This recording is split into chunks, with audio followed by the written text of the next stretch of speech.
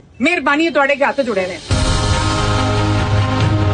ਕਿੰਨੂ ਦੇ ਰਹੇ ਹੋ? ਭਾਣ ਕਿੰਨੇ ਦਰਜਨ चाहिए? 100 रुपए किलो आती है। 550 ਦੇ ਕਿੰਨੂ ਤੁਹਾਡੇ ਕੋਲ ਲੈ ਕੇ ਗਿਆ ਨਾ। ਕਿਲੋ ਕਿੰਨੇ ਨੇ? ਇਹ ਦਰਜਨ ਹੈ। ਇਹ ਇੱਕ ਦਰਜਨ ਕਿੰਨੂ ਤੁਸੀਂ 550 ਰੁਪਏ ਦੇ ਕੇ ਮੈਨੂੰ ਕਹਿ ਰਹੇ ਹੋ ਕਿ 200 ਰੁਪਏ ਦਾ ਮੈਂ ਕਿਲੋ ਦੇ ਰਿਹਾ। ਕਿਲੋ ਨੂੰ 7-8 ਕਿੰਨੂ ਚੜਦੇ ਨੇ। ਹਰਕਤ ਕੀਤੀ ਹੈ। ਦਰਜਨ ਦੇ ਹਿਸਾਬ ਨਾਲ 550 ਲਿਆ 12 ਬੰਦ ਕਰੋ। ਸਾਨੂੰ ਨਹੀਂ ਇਹ ਦੁਕਾਨਾਂ ਚਾਹੀਦੀਆਂ। ਨਿਕਲੋ ਬਾਹਰ। ਇਹ ਰੋਜ਼ੇ ਆਏ ਨੇ ਤੁਸੀਂ ਕਿਆਮਤ ਲੈਣ ਦੀ ਹੈ। ਦੁਕਾਨ ਸੀਲ ਕਰਾਂਗੇ ਫੌਰਨ। ਕਿੱਧਰ ਦੀ ਇੱਧਰ ਨਹੀਂ ਉਧਰ ਦੀ ਇੱਧਰ ਮੇਰੇ ਨਾਲ ਤਾਂ ਗੱਲਾਂ ਮਾਰੀ ਜਾ ਰਹੀ। ਤੇਰੀ ਹਰ ਚੀਜ਼ ਜਿਹੜੀ ਹੈ ਉਹ ਜ਼ਿਆਦਾ ਕੀਮਤ ਰੱਖੀ ਹੈ। ਸੌਰੀ ਗਲਤੀ ਹੋ ਗਈ ਹੈ। ਸੌਰੀ ਕਿਉਂ ਕਰਨਾ ਹੈ?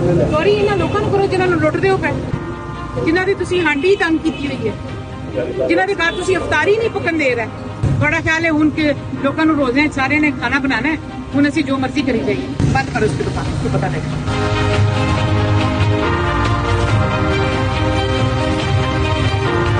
ये पूरे 3 दिन में ये सील रहे। इसको पता लगे कि कैसे लोगों को जलील करते हैं। इसका कंडा उठा लो, कंडा उठा लो।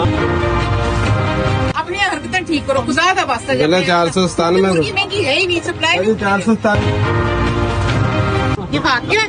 जी मैडम इसको सील लगाओ।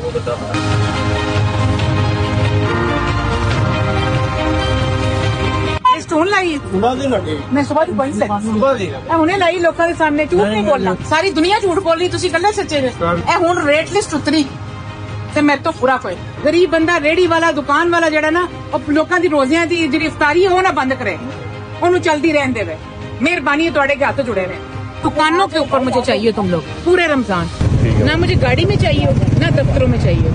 दुकान को आप ऐसे समझोगे जैसे आपके ऊपर डबल